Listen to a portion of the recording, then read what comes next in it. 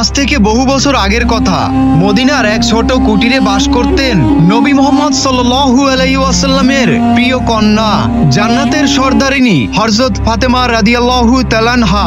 তার জীবন ছিল অত্যন্ত সাদাসিধে, প্রায় সময়ই অভাব অনটনার মধ্যে দিয়ে কাটতো তার জীবন, কিন্তু তার হৃদয়ে ছিল আল্লাহর প্রতি অগাধ বিশ্বাস আর অপর ধৈর্য। একবার হযরত ফাতেমা রাদিয়াল্লাহু তাআলা আনহা এর ঘরে টানা 3 দিন কোনো খাবার ছিল না। তার স্বামী বীরশ্রেষ্ঠ হযরত আলী রাদিয়াল্লাহু তাআলা আনহু এবং 2 ছেলে হাসান ও হোসাইন খুবই ক্ষুধার্ত ছিল। মায়ের মনে কি আর এই কষ্ট সয়? তখনই ফাতেমা রাদিয়াল্লাহু তাআলা আনহা আল্লাহর কাছে 2 হাত তুলে সাহায্য চাইলেন। ওই দিনই এক প্রতিবেশী মহিলা ফাতেমার জন্য 2টি রুটি আর সামান্য কিছু মাংস নিয়ে এলেন। ফাতেমা এতে ভীষণ খুশিই হলেন। তিনি ভাবলেন, আজ আমার সন্তানরা পেট ভরে খেতে পারবে।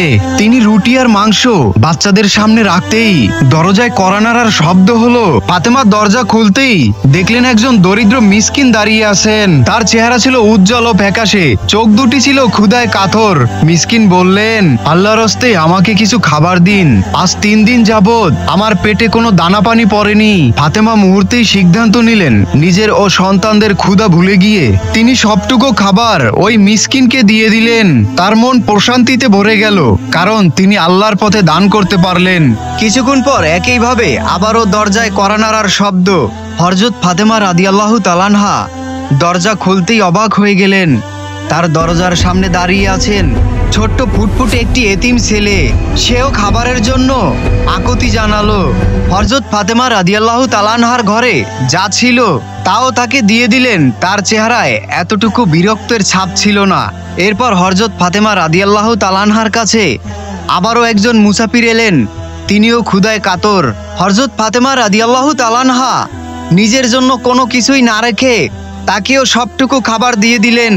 এইভাবে 3 বার দান করার পর হযরত ফাতেমা রাদিয়াল্লাহু তাআলা আনহা সম্পূর্ণ খালি হাতে ঘরের এক কোণে বসে পড়লেন। তার 2 চোখে কান্নার অশ্রুতে ভিজে গেল, কিন্তু তাও ছিল আনন্দের অশ্রু।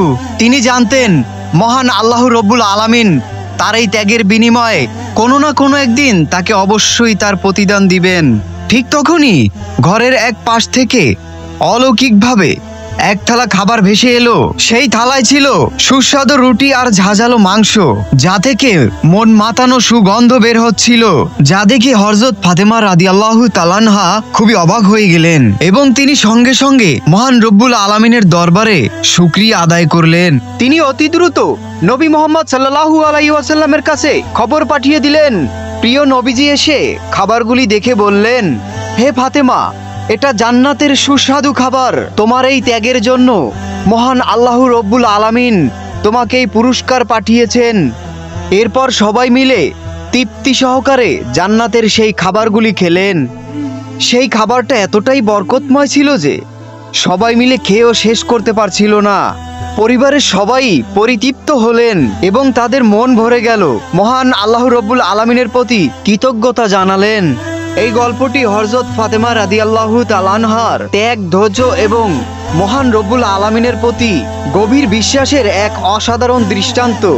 এটি আমাদের শিখায় যে মহান আল্লাহ রব্বুল আলামিনের পথে দান করলে আল্লাহ রব্বুল আলামিন তার প্রতিদান অবশ্যই দেন, এমনকি অলৌকিকভাবে হলেও।